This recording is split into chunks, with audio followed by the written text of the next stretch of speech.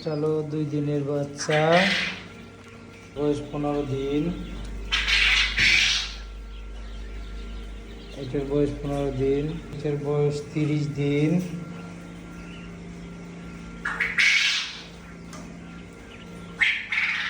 বয়স 45 দিন হয়ে গেছে, ডিম পাড়া শুরু হয়ে গেছে।